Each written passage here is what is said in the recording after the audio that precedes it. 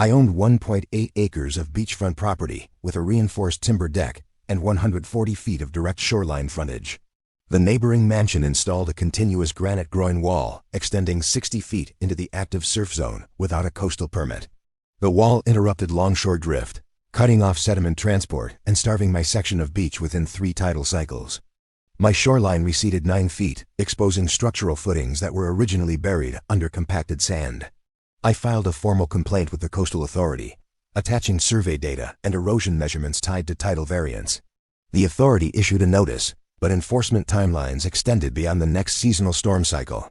That delay increased my exposure while preserving his illegal shoreline advantage.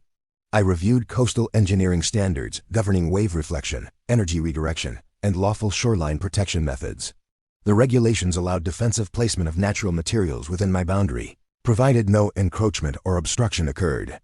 I contracted a licensed marine operator and scheduled delivery of 25-ton granite boulders under approved shoreline stabilization guidelines. Each boulder was placed at a consistent 45-degree angle relative to dominant wave direction, entirely within my surveyed boundary line. The angled surfaces created a reflective plane, redirecting incoming wave energy back toward its origin point.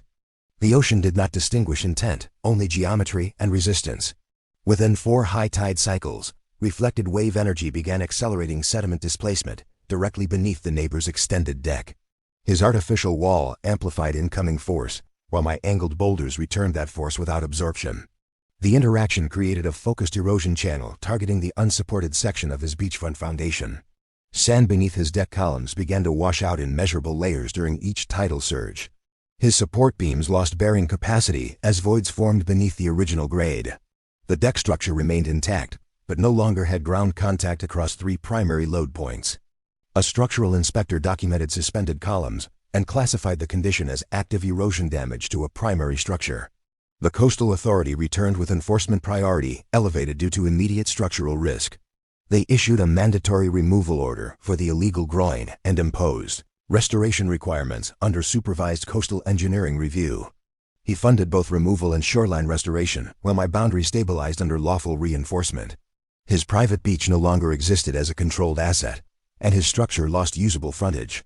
The ocean followed the law of direction, and I defined that direction within my rights. Would you remove the wall early, or wait until your foundation disappears? Like and subscribe.